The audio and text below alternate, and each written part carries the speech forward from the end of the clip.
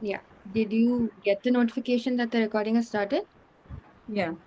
Yeah. You can start now. Hi everyone. Thank you for joining us today on a Friday evening for a talk that I personally am very excited about. Neerja will do the formal introductions for Nandini. I think our students are very fortunate to have her as their teacher this particular term. And thank you to Nandini for joining us. I'm just going to spend a couple of minutes talking about the series. I already have introduced the series last time, so I'll just be very brief about this. Um, we decided to call it Modern Indian Writers, and the word modern has had an interesting lineage, particularly when it came to cultures like ours. And so that move, and we'll see how each of these lectures talk about the modernity of these writers and so on. The Indian in modern Indian writers, the Indian is a shorthand for the writer's passport and geographical location, of course, but also, as I think our speakers will reiterate through what they will share with us, it's also a kind of what Indian holds in it, a kind of sensibility, a literary history and tradition, um, atmosphere, light and sound, and so on, that produces writers such as Vinod Kumar Shukla, for instance, and many of which I'm hoping we will discover through the series of talks in the next few months and years. As in, where did this modernity that we now almost take for granted, where did it come from? And what were the improvisations made to get here? Who were these people? A few seconds on this third word, writer, in modern Indian writers. I'm using the word writer also as shorthand. We're thinking of a body of work, not just poetry, fiction, drama, and so on, but also literary and art criticism. Any person who has helped us to see literature as a thought system and the contingency of life in an unexpected way, like, say, Shukla has. The ambition, as I said in the first introduction to the first talk, is to create an archive to share it with those outside Ashoka University. It's the reason we will continue to have these talks and discussions online and not just limited to an audience on campus.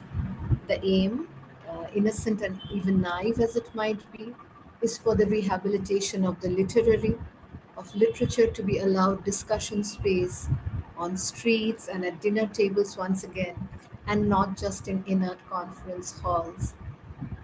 We could have called it modern Indian literatures, but I chose to go with writers so that our students and our audience benefit from snatches of close readings of these writers that I think Nandini will share with us today.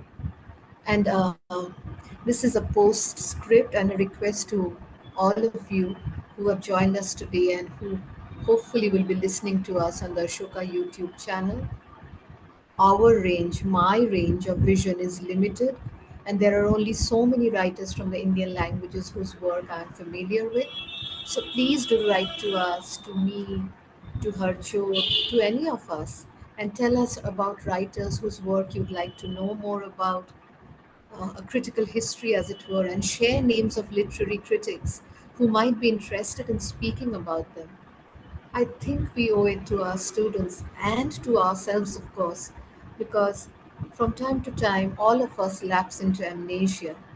I think we owe it to ourselves, this conversation about our literary ancestors and their contemporaries, because it is, as I often remind my students, it is risky and self debilitating to imagine that we live outside history. Thank you, Nandini, again for joining us. And Nirja, over to you now. Thank you so much, Professor Roy. I've been really looking forward to this series. So I'll just introduce Professor Nandini. Um, Nandini Chandra is an associate professor in the Department of English at the University of Hawaii, Manoa. Her book, the classic popular Amar Chitra Katha, 1967 to 2007, was published by Yoda Press in 2008. She has published widely on Indian comics, childhood and youth subcultures, the neoliberal university, and Hindi print culture. I'm doing a course with Professor Chandra this semester called Graphic Narratives, and I'm always so intrigued and interested to know her perspective on visual aesthetics. And she's sort of encouraged me also to think about like the visual medium and the graphic medium in a way that I never have before. This course is like I'm always nagging professor. I think she knows that I found the subject very interesting. So yeah, I hope everyone tunes in and has questions towards the end as well, because we'll have a small Q&A section. So yeah, thank you so much for joining, Professor. Thank you, Sumana. Thank you, Nidra. It's such a pleasure to be invited and to be here. And I'm very, very glad to be associated with Shukla's name and yeah, to be introducing him as part of your Modern Indian Writer series is a privilege and an honor. So thank you so much for having me. So I'm just going to, like I was telling you, Sumana, I'm just going to be reading to keep it within schedule. And so I'm going to start with a brief overview of what I'm going to talk about today so that we don't get lost too much. Nirja knows I have a habit of meandering. Shukla has been hailed first and foremost as an accidental genius or a native genius, a sui generis writer standing outside the Hindi literary tradition, as it were.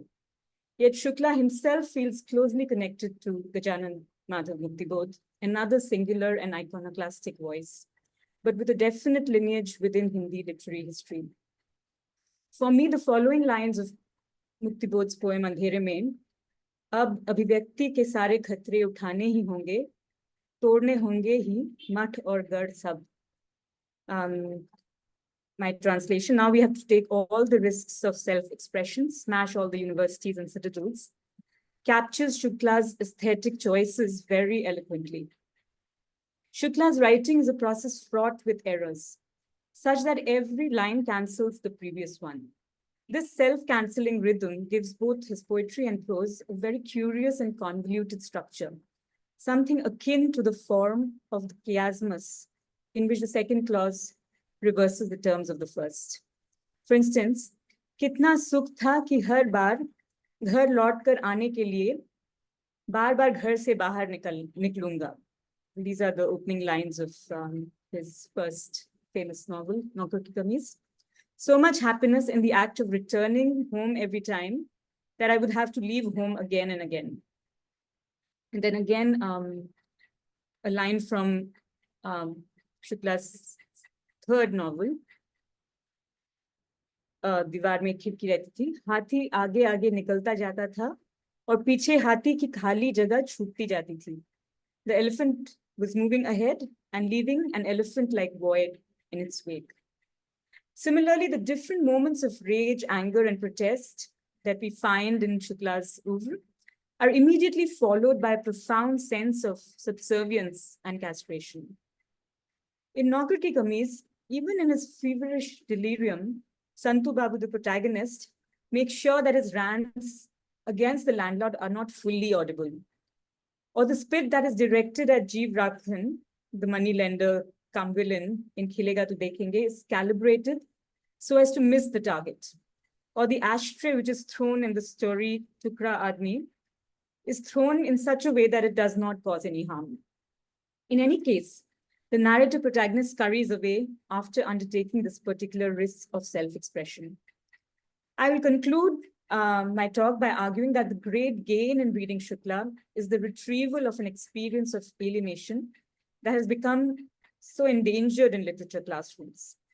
It is ironic that in an age of automation and technological sophistication, when we should have all the idle time to contemplate and confront the abject conditions of our reality, we are turned off by anything that is disturbing or alienating. And there might be a very good reason for this, that Literature has lost the capacity to transform the abject into something pleasurable and enjoyable. In the last 2 or 3 decades, interest in literature and artwork by and about marginalized figures has surged. This has produced a diversity of perspectives: women, Black, Dalit, queer, trans, disabled, neuroatypical, which invigorate and enrich our psychobiographical archives immensely. However, under the pressing urgency of creating representation for the marginalized, a suffocating identitarian logic creeps in, exchanging dynamic lack and negativity for the dignity of a name and identity, however much these latter may obfuscate and occlude.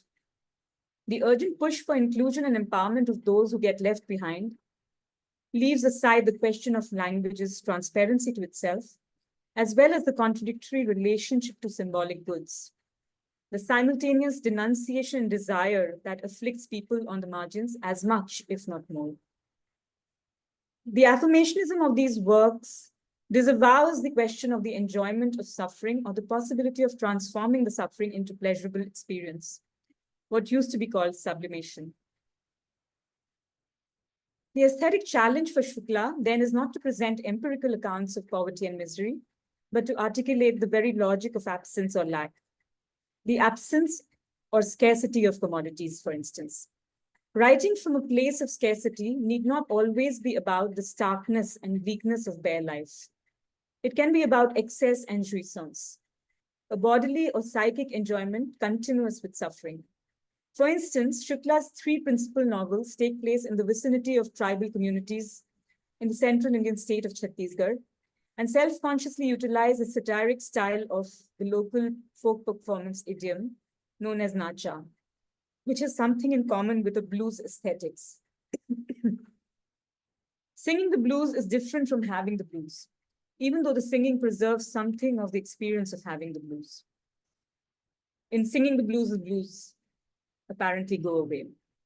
According to Shukla, he says something really parallel to this. The people of Chhattisgarh suffer from a surplus misery, but instead of crying, they enjoy it. Rather, they enjoy the satire of it. Nacha is the satirical dance of their misery. Close quotes. While both nacha and the blues are performative art forms, Shukla's oeuvre is distinctly non-performative, though full of instances of a compensatory drama or natakiyata. His poetry is deliberately prosaic and prose poetic. It is as if the sententious titles of his works and their convoluted syntax are aimed at creating an anti-mnemonic effect. I always slip up while trying to recall the title of his famous poetry collection, Wo Aadmi Naya Garam Coat Pehenkar Chala Gaya Vichar Ki Tarah. I'm always confused. Is it Tarah or Taraf? You know, that man wearing a new warm coat walked away like thought.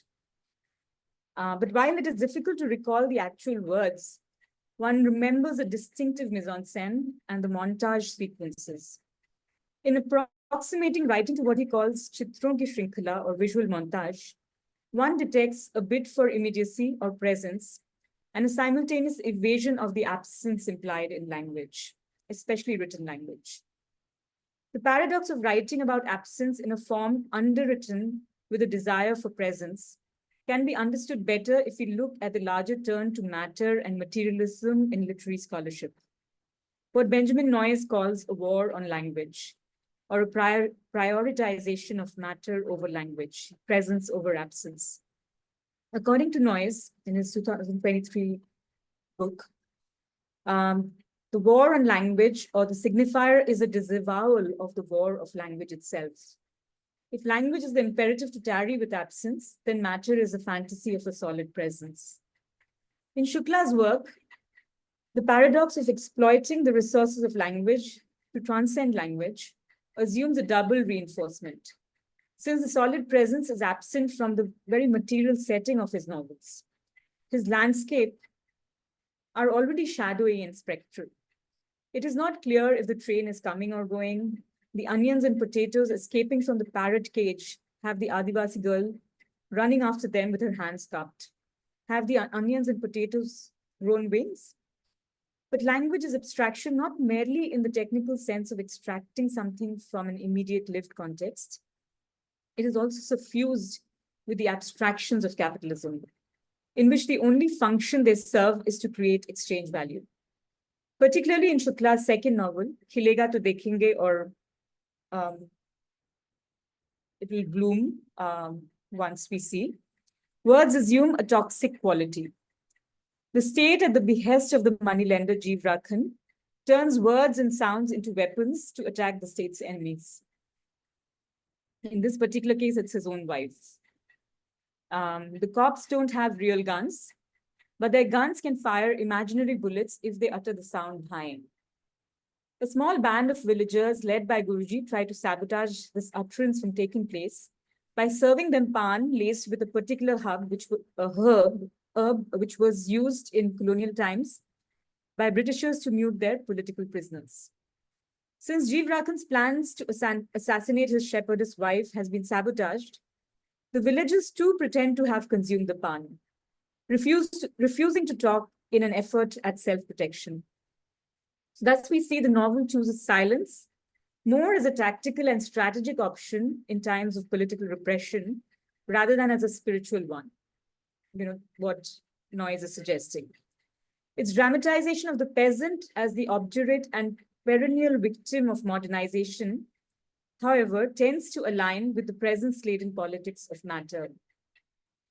In this case, there is a distinct sense of the Jal Jungle Zameen being siphoned off into state-backed corporate enclosures. And so there's a kind of sense of the earthiness of land, of water, of forests as material entities that are more kind of prioritized than language. My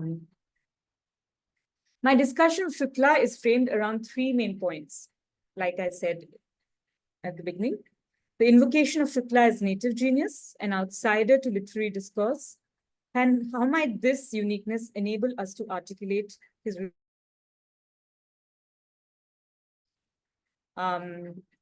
symbolic, of course, being the domain of language, of symbolic power. And secondly, why is the concept of surplus population more suitable to explain his complex and complicated fictional universe than a word like subaltern? Like, why should we choose the surplus population over subaltern or Dalit? And finally, the imminent critique of his work is only possible through the supplement of fantasy.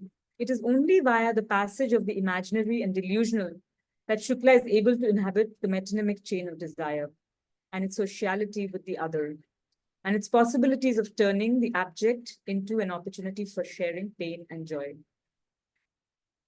So I'll begin now with the first section of my talk, which is about Shukla hailed as the native genius or an outsider artist. And this is a concept which is very prevalent within the visual arts, where the outsider artist is someone like Jangar Singh Shyam, who is an Adivasi and without any training in the art discourses.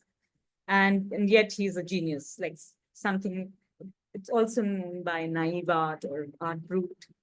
So the application of this term, outsider artist or native genius to Shukla, even though it has some resonances, it is very complicated within the literary field. Like, how do you define someone as standing outside a literary tradition? What are the conditions that made possible his unique art and voice?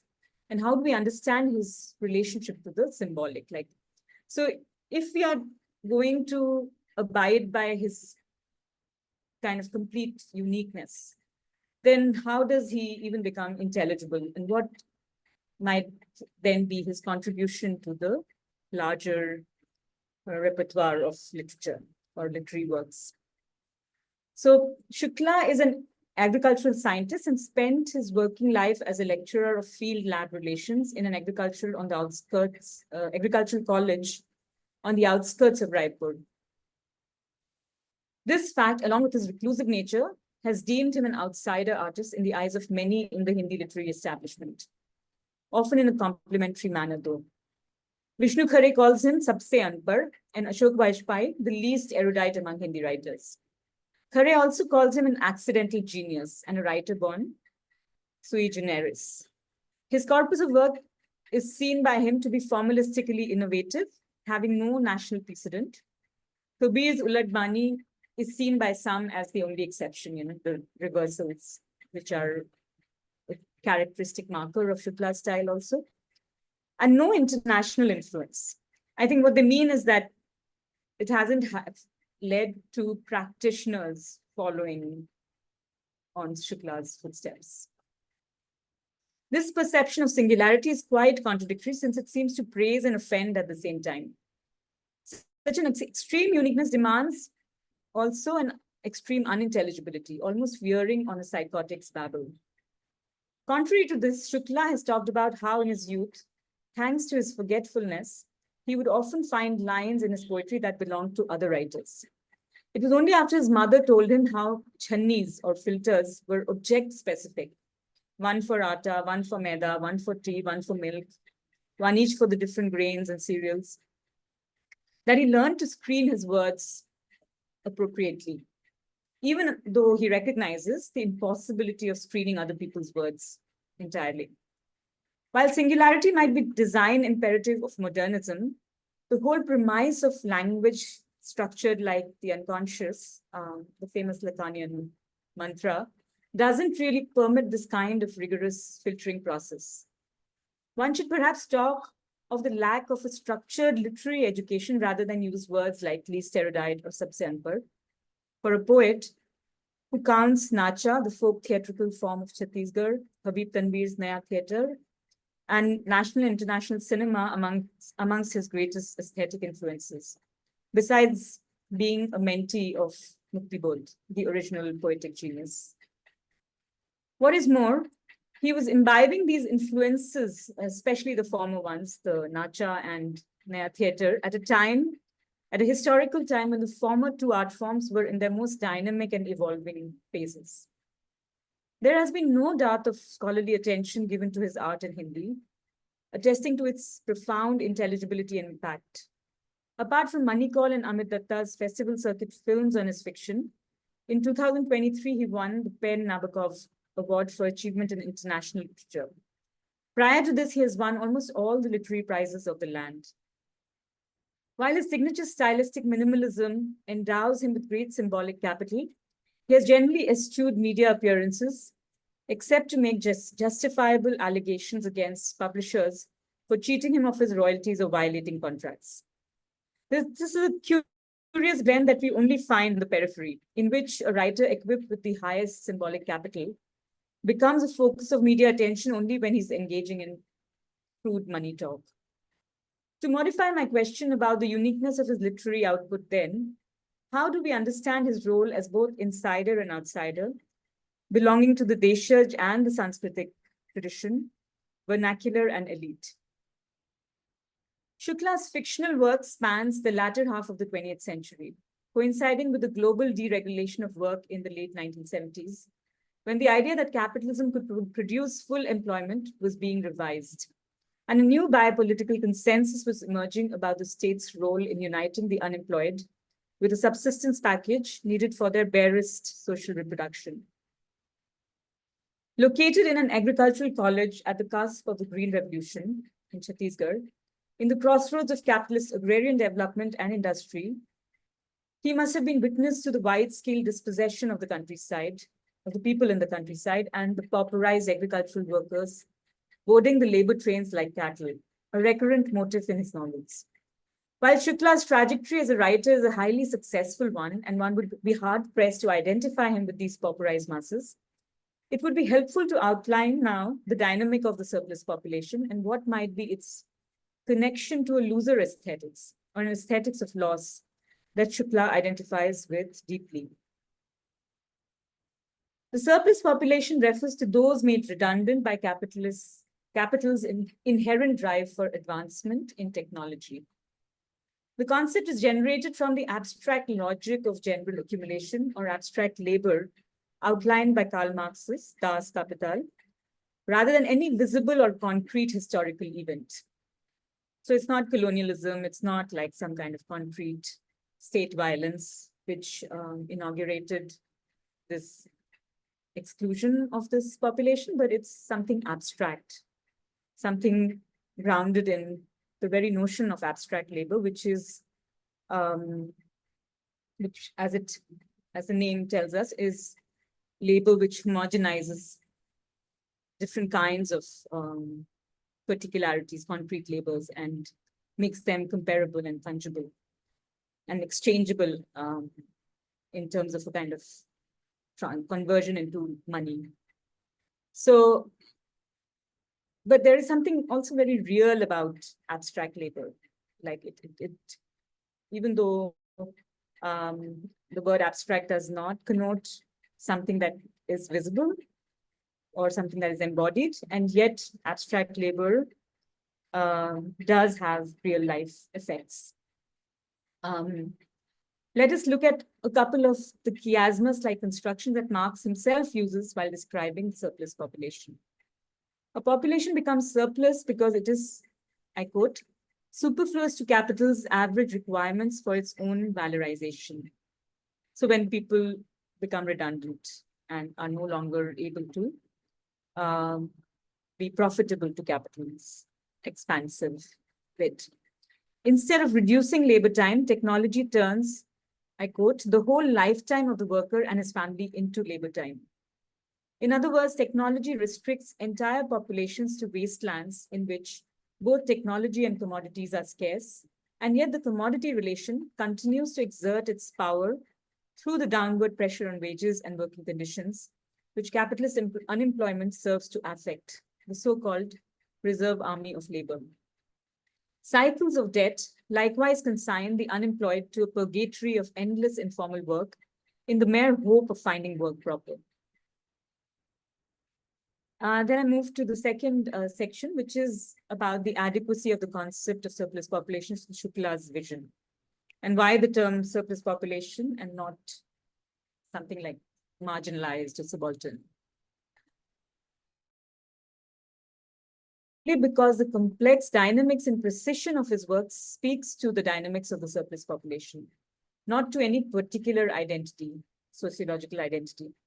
The concept is preferable over subalterns or Dalit or the marginalized because these terms lack the historical specificity of the surplus population or its context of the lived abstractions of capitalism. While subaltern connotes a lived reality of oppression, it gives a wide berth to any abstract logic as obfuscating and taking away from their concrete existence. Again, reminiscent of literature trying to approximate presence. As such, it makes sense when subaltern literature makes it mandatory to be articulated by a registered or a card-carrying subaltern. It makes sense that subjective genres like autobiographies, memoirs, and testimonies should be the mediating forms for this kind of literary expression. In contrast, the surplus population is sociologically so varied that it cannot possibly have a single subjectivity or perspective. In fact, the abstractness of the concept makes it impossible to create standpoint politics in its name or to talk about the subjectivity of the surplus population. This lack of a standpoint or a terra firma in which is what Shukla's prose inhabits. Shukla was extremely surprised that his story Purana Parcha was published in the esteemed North American literary journal N+1 as an autobiographical essay. While he doesn't eschew the autobiographical, he's very clear that his compositions are fictional, not an elaboration of subjectivity understood in the standard sense of being an expression of a group identity. If there is subjectivity in his works, then it is in the Lacanian sense of dispersed or fragmentary unconscious of the other's speech. Something both inside and outside, something shared by the self and other. A structure of feeling corresponding to what Chagall and Miller refers to as extimate or extimacy. In an early story called Mahavidyalaya, College, his references to the Brahmin Dalit politics operated in the family is mediated not through identities, but shared touchable objects, starting with a brass lota or a brass tumbler. I quote, "We owned a big brass tumbler at home. Around 6-7 years ago, my younger brother had dropped it in the toilet. The Jamadarin, sweeperess, was asked to retrieve it from the shit. She was also made to clean it. It was then heated and purified in the fire. She asked father to give her the glass, but he had scolded her. Afterwards, she gossiped that these pundits drank from a cup covered in shit. Close quotes. Passive constructions such as she was made to do this, do that, avoid any direct subjectivity from either side. But the relay and relations around objects and words that connote trash weave a shared history that cuts across a whole host of different class and caste fractions. In the cholera of famine seasons, I'm just narrating like kind of the relay effect of the different objects in the novel that connect these various subjects. So in the cholera or famine seasons, rural migrants coming to the hospitals are compelled to sell off their antique brass dishes for dirt cheap. Both the shopkeepers and the father gets off on these speculative bargains. Again, his mother gets off on selling the scrap or kabar, haggling gleefully since it had taken her 5 or 6 years to collect it. The Jamadaran sits by the ghura or dumpster, awaiting the food disposal at the rich Brahmin's feast, to which the narrator was also invited. He shared his larger obsession with throwaway objects by helping himself to the stationery in the dumpster behind the courthouse. The role of the servant in the play in the college annual function goes every year to the boys designated as Badmash or Lupin. His friends refer to this role as Raddi, to this role of the servant. This kya Raddi role kar raha hai?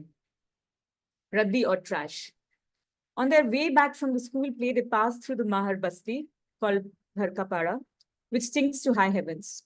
The Basti houses both a beedi factory and a trade union office, and the women and children who work in the beedi factory are often part of the marches organized by the Communist Party-led trade union. The story ends with the narrator walking towards the railway tracks, where some father guardians are keeping watch, making sure no boy jumps in front of a train or into the ponds or wells around, unable to cope with the stress of the exam season. Shukla's story thus uses language and the metonymic chain of signifiers, from the Tatti to Raddi to Bhura to various other, to Badmash, as creating a bridge, a metonymic bridge, and connecting up these different points in the chain of redundancy. So to capture both the fluidity and dynamism inherent to the surplus population, the different moments of the spectrum from the proletarianized to the de-proletarianized, the waged and the unwaged, recreating not simply the concrete rhythms of their lives, but also their lived abstractions. Among the many fractions and sub-fractions of the surplus population, the figure of the servant seems to serve as a perfect figure of mediation in Shukla's work, as is evident from the title of his most famous novel, Naukar Ki Kameez, or The Servant Shirt, which was published in 1979.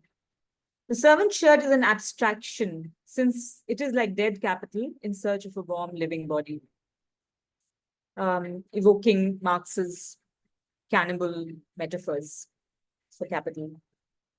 The shirt was customized for a servant boy who ran away the very next day after he had arrived. Bade Babu, or the big boss, has tasked his office staff to recruit a new servant who would fit the shirt, in a reprisal of the Cinderella story. One by one, the office staff themselves become the targets for this job. When most people in the office are able to escape being fitted into the shirt, Santu Babu, the protagonist of the story, becomes their favorite candidate. At first, he's recruited to cut the grass in the big officer's house and to escort his wife when she goes grocery shopping. The collapse of his office time and leisure time into the formal category of obligatory labor is nightmarish, to say the least. Meanwhile, his stay-at-home wife is recruited by the landlady to cook for them informally. The novel ends on a hopeful tone, however. I quote, "Taking the shirt out of the bag, I said, this is the mold of the ideal servant. The ideals made by them. Let's finish this problem." The people who are trying to get Santu Babu to put on the shirt tear the cloth apart, tearing it into smithereens. But as we have noted before, the surplus population is an indeterminate and amorphous mass. The heroics Shukla ascribes to small collectivities of the surplus population is wishful thinking and entrenched in the fantasy structure of his novels, without which life would become unbearable. In Rethinking Capitalist Development, the political economist Kalyan Sanyal demarcates the surplus population as the outcome of a radical separation in opposition to Marx. So a fundamental, so the surplus population in a kind of post-colonial theoretical framework is defined through fundamental non-inclusion by capital rather than expulsion from capital. This is important.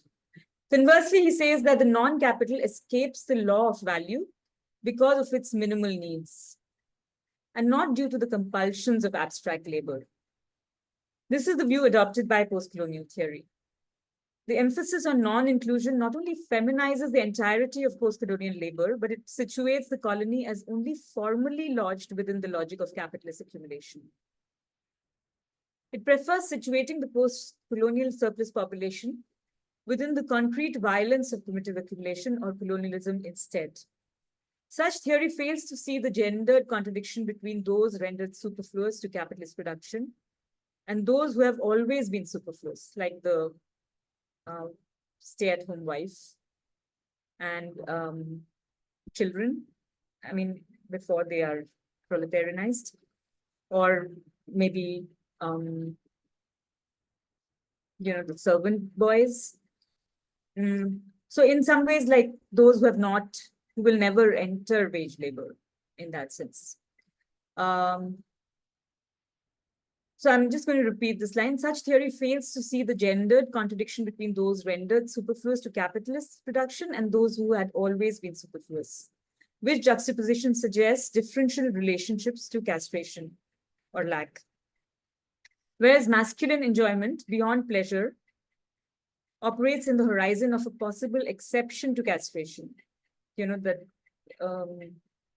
This idea of an alpha male, the fantasy which you are always refusing castration in some ways because you want to be that exceptional James Dean figure. Whereas for the feminine enjoyment, relation towards castration is totally exceptionless. This means that feminine jouissance may not be so easily confounded by superfluity or by an absolute lack. Thus, it begins to make sense how Shukla's female characters act as mirrors for unemployed men, subsequently manifesting a kind of know-how regarding unemployment. The helplessness of the man in the face of crisis is registered in all his novels. The woman is less burdened by the rejection-ejection dynamics. In the historiography of South Asian labor history, coercive forms of labor are usually identified with the formal subsumption of labor, which could be described as a more violent or coercive practice, the violence of primitive accumulation. The abstract violence of being ejected from the productive cycle is less frequently recorded. In Shukla's work, both the misery of being divested of one's possessions as that of being thrown out from productive labor figure prominently, even though these two apparently separate moments of violence coinciding with proletarianization and de-proletarianization of the population are somewhat blurred. With the surplus population, the readiness to be exploited is not exhausted. Its slide into the realm of obligatory labor offers us different possibilities of radicalization, depending on what resources of social reproduction are available to them. So just to kind of gloss on this particular section that I read, which might be a little dense because of the vocabulary being used. What I'm saying is that the term surplus population is important because it pays attention to these differentials of exploitation, oppression, of gendered ways of experiencing both crisis as well as enjoyment. And so it's not just, and also to different moments in the spectrum of social domination by capital.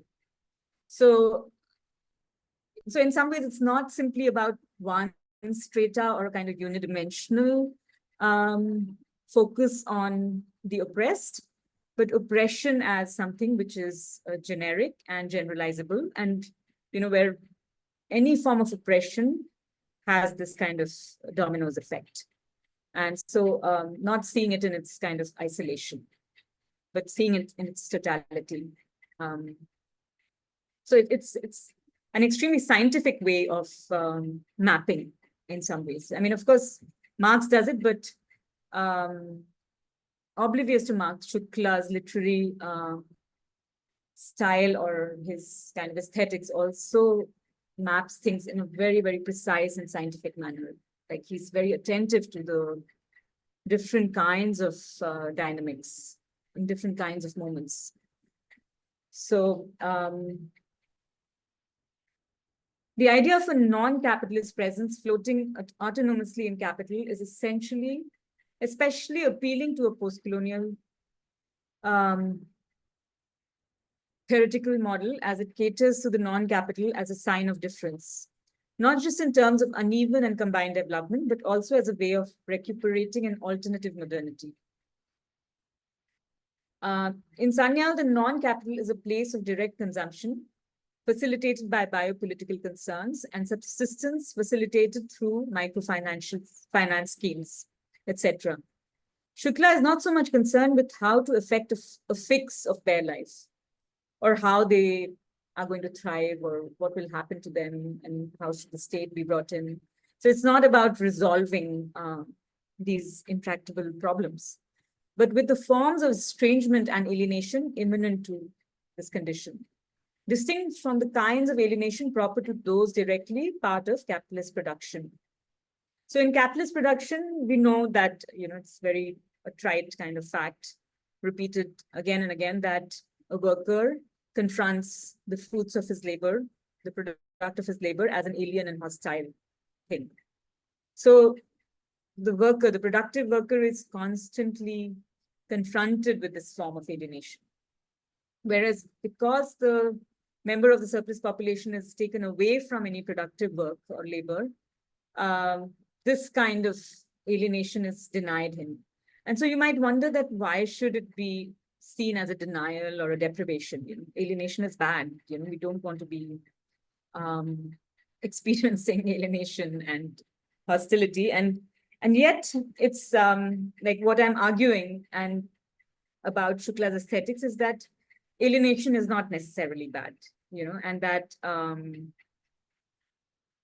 it is, especially in the realm of literature, it acquires a different register. Like talking to me, Shukla once said that, like when we see an accident on a street, while we have a very different approach to it, in contrast to when an accident is kind of performed on stage. So in real life, we might want to find some excuse to get away as quickly from there. We won't be the ones to take the person to the hospital or something like that. Whereas there's a very different response to that scene being enacted as in an aesthetic register. So I think that boundary between an aesthetic experience and a real life experience is what has blurred, and I think great art like Shukla's enables us to kind of recuperate that difference, to turn something alien into something possibly pleasurable, and figuring out their different possibilities. So alienation is conceived in Shukla variously as a capacity for contemplating otherness, dissonance, distance, strangeness, enigma, mystery, sexuality, all things the philosopher Michel Léris puts in the category of the unofficial sacred, and which then can potentially be sublimated into the pleasures of casual sociality and the festive exceptional. Now I come to the final section, where we see what is great about Shukla, and I'll be giving examples, more kind of textured examples from his work, and to see the sublimation via fantasy scenarios in action. How much time do I have? You please continue, Nandini. Don't worry about it. All Thank right. you. Thank you. So immanent critique and sublimation via fantasy scenarios. Despite the unsavory conditions of life in his novels, the stories become very funny because of the humor riding on people's paranoid fantasies. In the opening chapter of Naukar Ki Kameez, we find that Santu Babu is freaking out because there's blood in his spit. He takes to his bed imagining the worst. He's mad at his wife and mother for not taking his illness seriously and for believing the doctor instead. At the end of 2 paragraphs, we learn that the red in the spit was not blood, but beetle juice from the pan he had consumed. In Khilega To Dekhenge, we have a similar scenario. Guruji, the male protagonist of the novel, who has been forced out of his thatched hut because of a storm, and taken residence in the abandoned thana, which is the only kind of concrete building in the village, weaves a detailed and elaborate fantasy, having convinced himself that the cops have mistaken him for a criminal because they found him inside the prison cell with the iron bars. They give him chase and he gets shot. Somehow he manages to reach the clearing in his old hut, which doubles up as a classroom for the village kids. When he falls bleeding on the floor, the boys come running. Some tear their shirts, making it into a pillow to support his head. Others use the cloth pieces as bandages, while other boys continue to weep. He is very glad to die with a view of the sky above his head, thinking that had he died in the thana, his departing soul would have found it difficult to cross the locked door. These fantasies interrupt the non-narrative very frequently and are sustained over such lengths that it becomes difficult to make out if it is real or imagined. So it's like the kind of tense that he uses, the kind of present continuous or subjunctive tenses. It's only subtly suggested that this could be speculative, but it really bleeds into the kind of reality of the narrative. So the kind of line between the fantasy and the real are very, very thin. Insofar as the fantasies are what are narrativized and the rest is non-narrative or slow narrative, one can understand what he means by his writing as a form of collage. He says, "Shabd judte nahi hai," or words don't link. It is the collage or the montage that puts these different kinds of chains into effect, creating an argument or rationality, a tarkikta of sorts. This is parallel to the way he brings together different components of the surplus population together through their preoccupation with trash in the story Man Vidyalaya. Shukla describes Diwar Mein Ek Khidki Rehti Thi, his 3rd novel, as being about Dampatya Ka Sukh, or the pleasures of conjugality. He was tired by the sadness of his previous 2 novels and wanted to create something truly happy. This is kind of interesting for me because, the whole happiness thing is relative. And while it's true that the 3rd novel has a more lighthearted, happy component to it, but it's not happy in the sense of what we generally regard as happy. In the novel, a newlywed couple are looking for collective ekant or solitude, not because it is difficult to have sex in the middle of all the obligatory social performance and people that surround them, but because of a structural problem with language itself. 2 different kinds of desires grip the male and female protagonists respectively.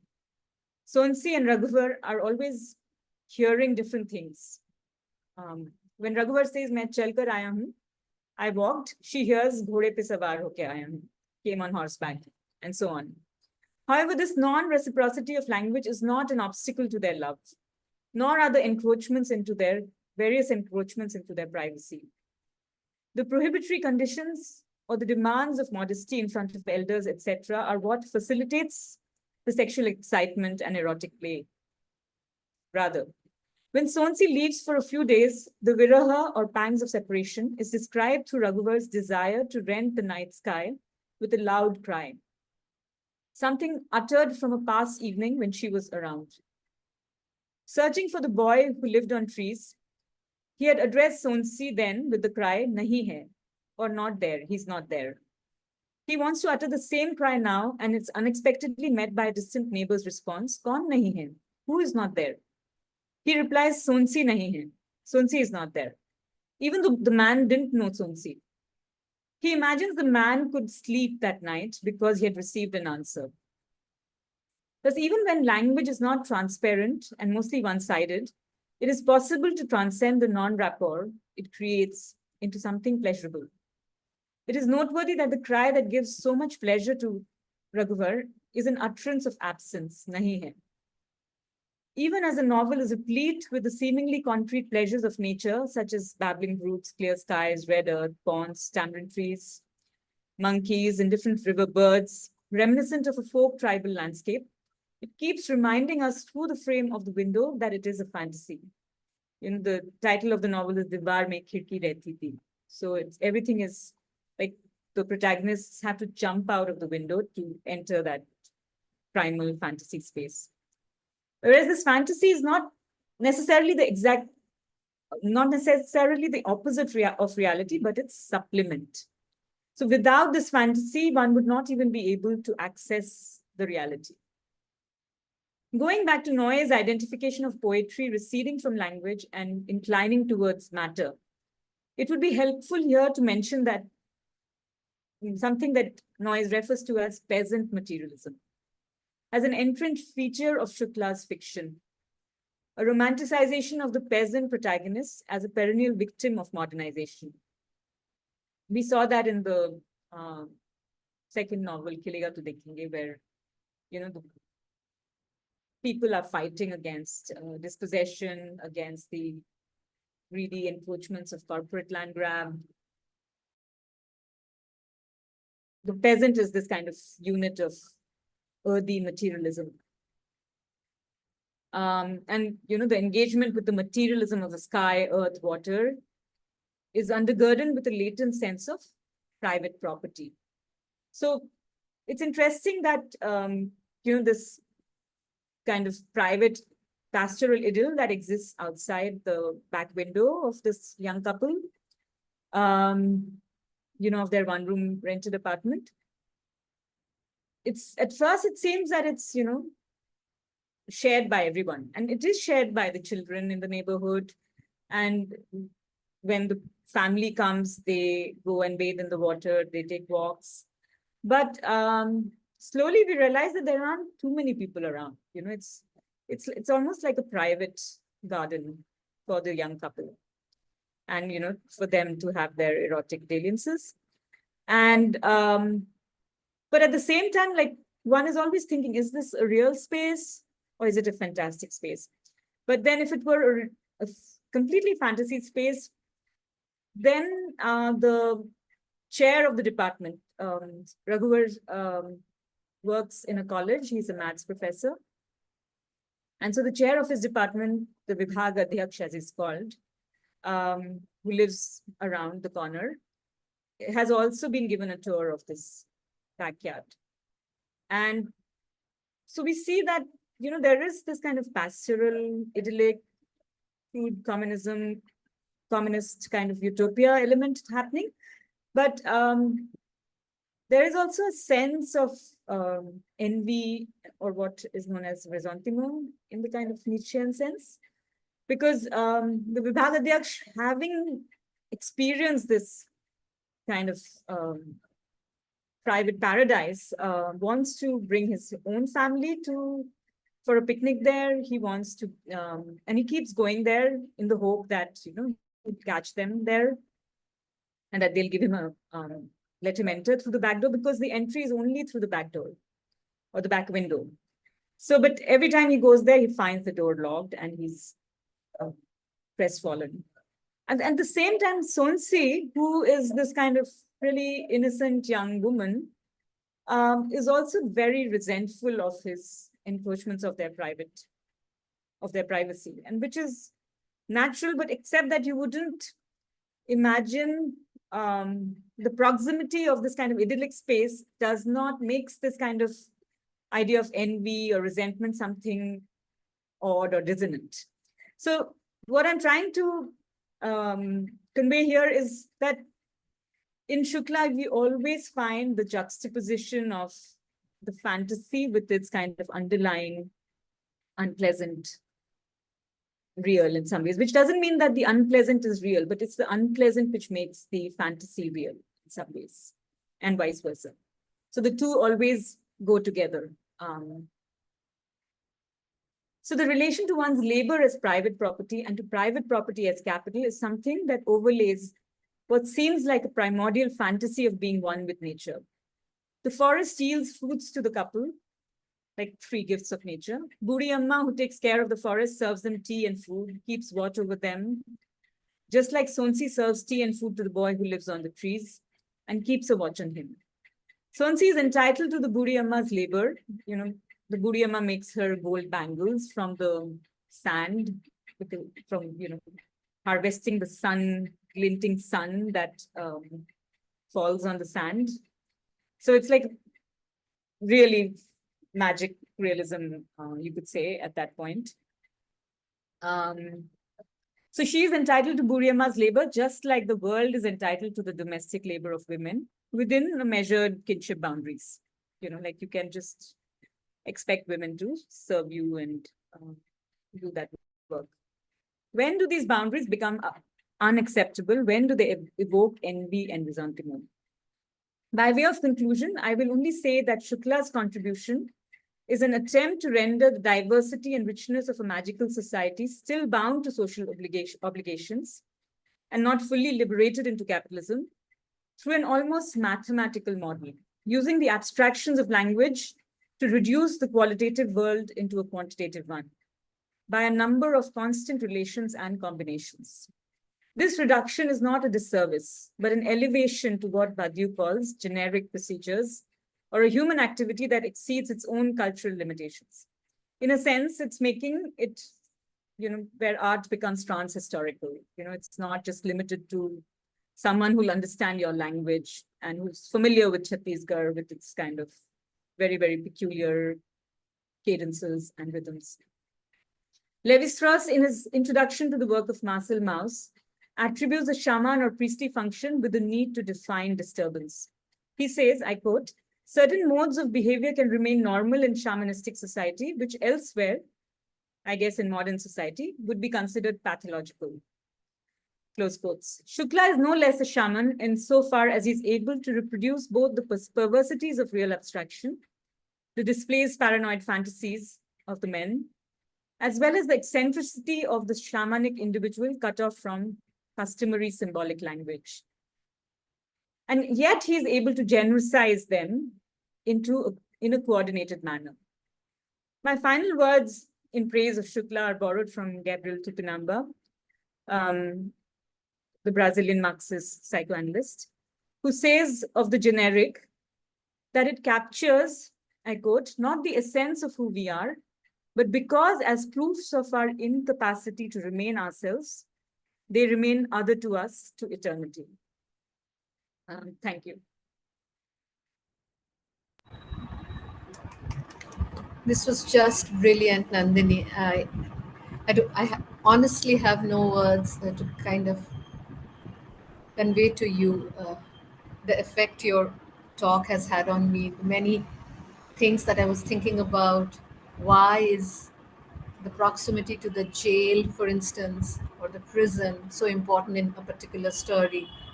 And why does he frame so many questions? But I'll open this for questions, and please turn on your video if you want to and ask Nandini a question. If you want to type it in the chat box, I'll be happy to read it for you.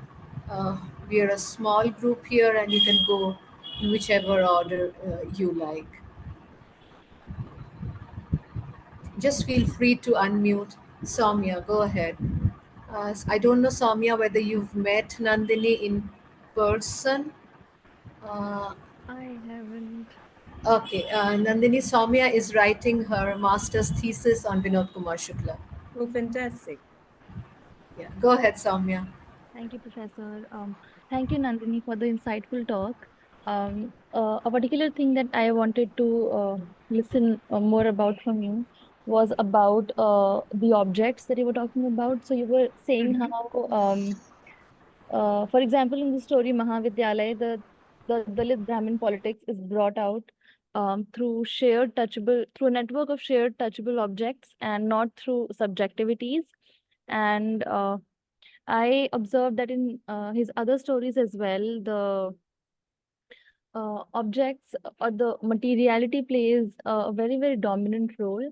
And related to that, what I had a sense of was that there's a certain enchantment with objects that characters experience in these stories, especially in the short story Jhund, where the characters are reminded of these really unpoetic, broken objects, not related to each other in any symbolic or logical manner, but diminutive objects from the everyday life, and they seem to get obsessed about them.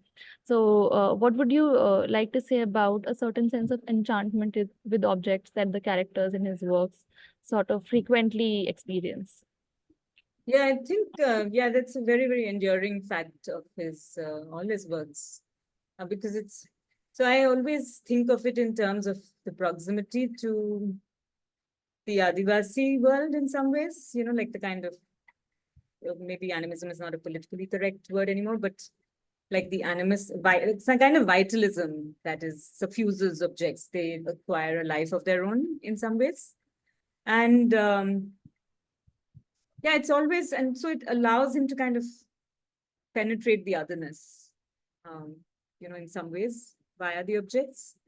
Like contemporary, like I mentioned, Michel Léry's unofficial sacred, like it's always like a realm which is distinct and separate from the profane.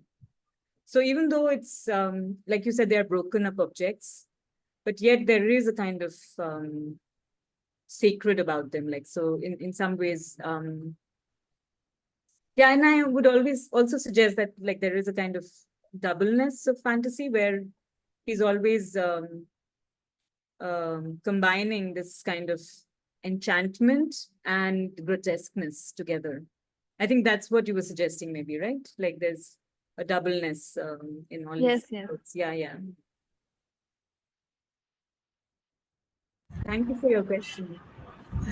Rituparna, whom you probably know, Of because we course. just spoke about her in the morning, who's also taught very successful courses at Ashoka, I think the year before this one. So, Yeah, Ritu, I've been please go hearing ahead. about, yeah, her graphic novels course. Yes, a very popular graphic narrative course. Ritu, please go ahead.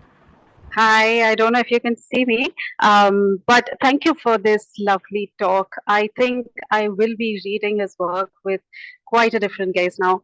And it's refreshing to hear somebody speak of, challenging the notion of his work as apolitical somehow. I had two questions, one a bit pointed and another a bit broader. I'll leave it to you to answer whichever you wish. The first is actually concerning the abstract. So, for this talk, towards the end of which you had mentioned that in personal communication with you, he had he had mentioned what I'm guessing you have translated as surplus misery. So, I wanted to ask what were the words that he used exactly? I'm guessing it was in Hindi. So, what was the word or the phrase? And the second question is that whether the observations that you make with in relation to his prose, have you looked at his poetry at all with the same gaze, or have you restricted yourself to prose? I ask also because I'm more familiar with his works. Thanks. Mm-hmm. So he uses the word atirikt dukh, or I don't know, maybe there was a different word, Right, but he always used right. atirikt. And then, Okay. I asked because also I've noted these words in his poems, and now yeah, suddenly I wondered if it were accurate. Right. Right. And sorry, what was the second question? If you've looked at his poetry along the same lines at all. Yeah, I do look at his poetry, but I'm right now mainly concerned with his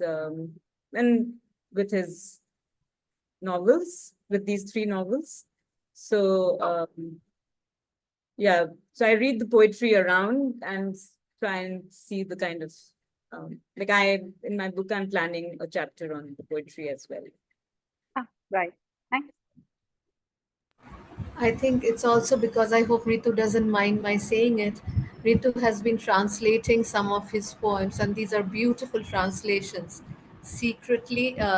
But also, I've seen her writing, critical writing, again, not shared with the world yet, on Shukla's poetry. Very, very interesting. I would love to see it, yeah. Rakesh ji, please go ahead.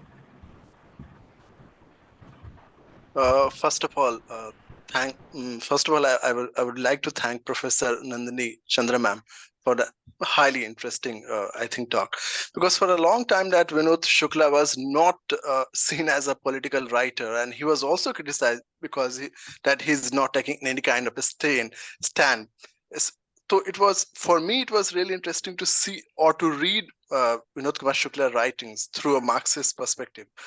I want to just elaborate, or I want to just need a comment on that, Professor Nandini Chandra's ma'am, on that how the use of that nacha or use of nacha as a performative device in his writings, because Vinod Kumar Shukla has said the same thing about the nacha in a very recent conversation or interview with Asad Zaidi Sahab, who is a very important poet, and that interview has published in that Hans, a very important magazine, in February 2024.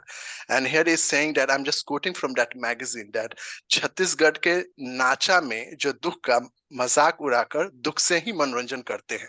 And I find that episode, and while reading that comment, which Professor has already marked at the use of nacha, that episode in that the खिलेगा तो देखेंगे. And here is that episode where that Guruji is somewhere practicing that hunger. There is a massive misery in that house, and the whole family is practicing that hunger, which is very much visible from that Vinod Kumar Shukla that life also. But here, that how he is, and here we don't feel that entertaining, but I find there is a certain kind of performative element, especially when he is training his son to become hunger and not to eat. Not to eat so much, but practicing hunger. मतलब पूरे उपन्यास में हम देखते हैं कि पूरा परिवार जो है खास तरह के भूख का अभ्यास कर रहा है. तो वो मुझे बड़ा इंटरेस्टिंग लगा. एंड और दूसरी चीज की, अगर आप दूसरे मतलब सबसे बात की दीवार में खिड़की रहती को इस तरह से भी देखा जा सकता है, ये मेरे लिए एक बहुत बड़ी चीज है. तो बस मैं ये जानना चाहता हूँ कि विनोद कुमार शुक्ल के दूसरे राइटिंग्स में या दूसरे नॉवेल्स में किस तरह से नाचा एज ए डिवाइस का इस्तेमाल हुआ है, उसके बारे में अगर आप बात करें तो. Thank you ma'am, thank you so much. Thank you for your comment Rakesh ji, क्योंकि आपने बहुत बढ़िया से बोला कि भूख का अभ्यास कर रहे हैं, which is very true. And but it's like I said, that the different registers of performance and real life, I think Shukla is always keeping, recreating these as if scenes.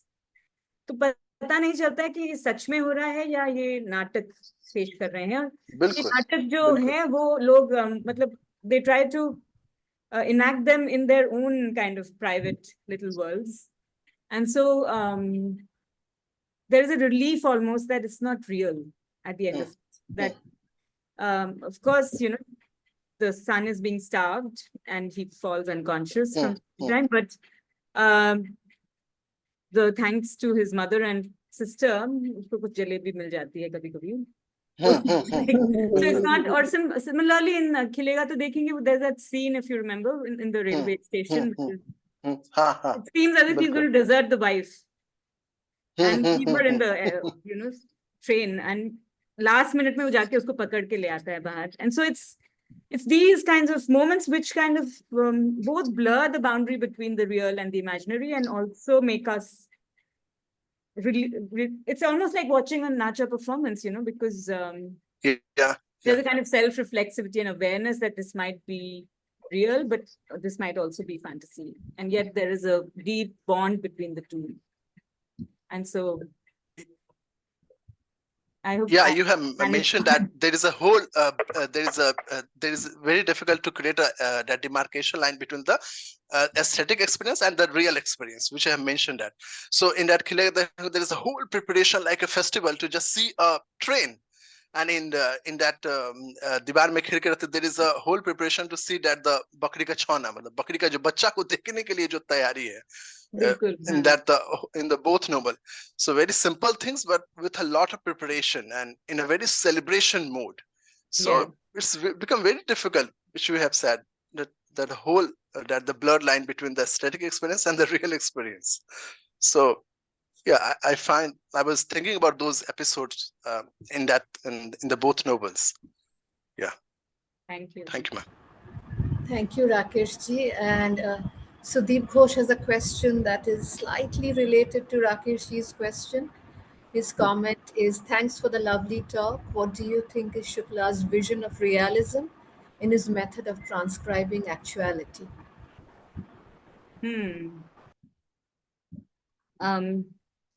I think, like I said, that you cannot access, there's no empirical understanding of reality that you can just access it just like that, or that there's so he has enough understanding of the lack of transparency of language, that language does not just simply communicate, and that that language functions first and foremost as like a producer of signifiers rather than matching it up with something out there. So in that sense, it's not a defeatist vision, where, you are so in despair of the impossibility of language's capacity for communication that you just kind of withdraw into some kind of visual realm or into the realm of matter. That is what I was trying to dramatize. But I think he takes support from fantasy as the means to even access reality. So in that sense, I mean, people have talked about Shukla in terms of being a magic realist, which does not really work. But it's more of a kind of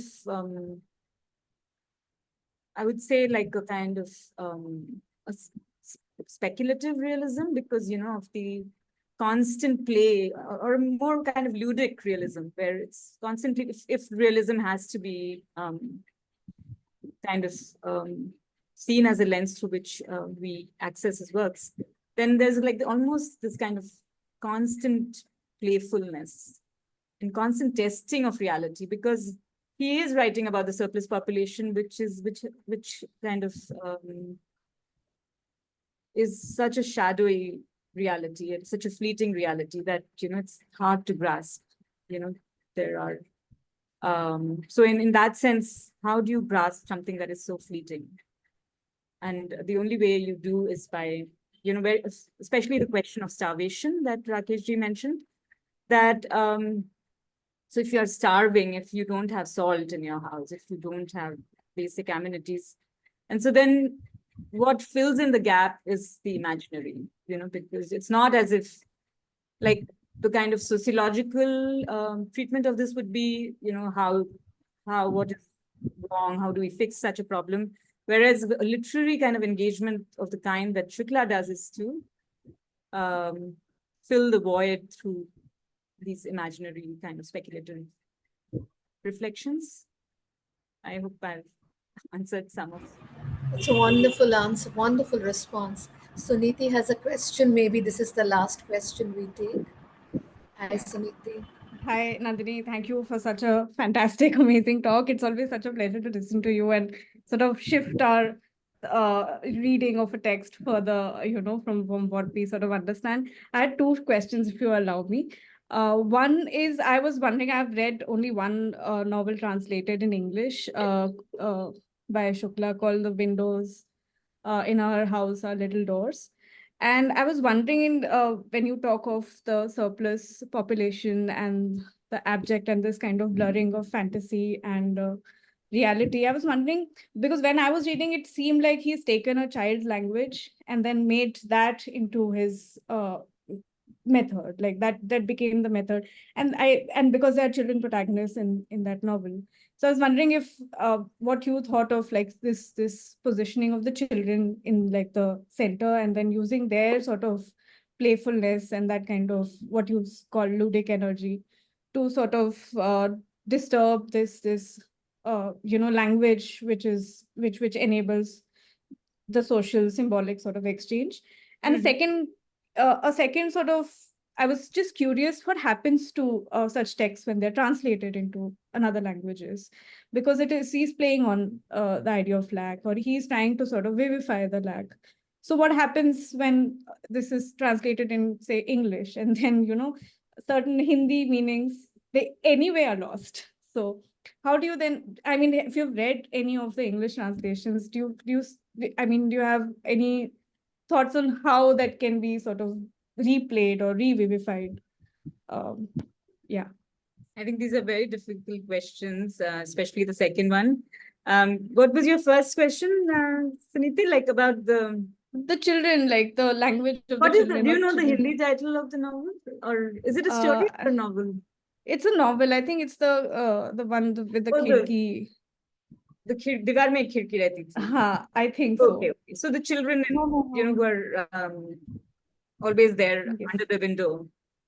Yeah. That playful. They're hiding. Yeah, they're hiding under beds and eating mangoes and so on. Yeah. So yeah. So can you ask me the question again about the children, that part? So I'm just wondering, how do can children also then occupy that realm of like that surplus population, because they're also sort of, childhood itself is such a fleeting kind of stage that and I was interested in the book, in fact, from reading childhood and then sort of understanding childhood, and then pushing childhood as also that kind of otherness that which is elusive, which you can't sort of map. And that's the sense I got throughout reading the novel. So you're right about the Raghuvar Prasad adopting the language of the children, because he himself has that otherworldly quality, like there is something otherworldly about him, and so there's a kind of natural, the children are fascinated by him. And and of course children are part of the surplus population, because they are not yet, in some senses they're not surplus as yet, because they have not even entered, they have yet to enter the productive economy. So, I mean, technically they would not be surplus in that sense, but they're like superfluous before, like the wives, the stay-at-home wives. So, so in that sense, they're like defined by a moment before, like, their proletarianization happens. And yeah, I think more kind of spiritual understanding, like which you are hinting at here, is the idea of being like the play on the word surplus here, because surplus is, of course, the Marxist definition of surplus population, where you're dispossessed in some ways, you're ejected, you're deprived. But then there's always the sense of the Lacanian sense of surplus jouissance, adds that extra dimension in that sense of pleasure. And so there's always, even when, like, one would like to hazard this formulation, that even when everything is taken away, there is something. And that is the possibility that Shukla is exploring in some ways. And I think that's what you were hinting at, perhaps. I guess, yeah. And about translation, sadly, I've only read one translation, because I feel like, what's the point of reading translation when I can read him in Hindi? But I've read the short story collection that was translated by Sara Rai and Arvind Krishna Mehrotra. And yeah, like and I think translations are like very fraught exercises, So, I mean, and I wouldn't like to say that it only leads to loss because something is gained also. And like, Walter Benjamin has that famous essay on translation. So, yeah, there are possibilities. And like we have a translator here amongst our midst, Rituparna is there. So maybe you should talk to her. I'm the wrong person. I should be looking at the translations also. Yeah. Rituparna has a comment in chat. She says the book that Suniti is probably talking about is a translation of Yasi Rasita, The Windows in Our House Are Little Doors. Is Yeah, that the one? so it's a children's story. Yeah, it's not that one. Yeah. Okay. So thank you to everyone for joining us. Nandini, you've given me so much to think about, but more particularly what you said towards the end about the mathematical as a point of entry to look at what he's doing with language, so many things. I really look forward to reading this book when you are done, and thank you very, very much for joining us. I hope we continue to stay in touch and that you will come back again once you've written more about Shukla. Thank you, everyone. Yeah. Neerja. Thank you, Nita. Thank you, everyone, for the lovely questions. Thank you, Professor. Thank you so much. Bye, everyone. Bye Bye. bye. Bye.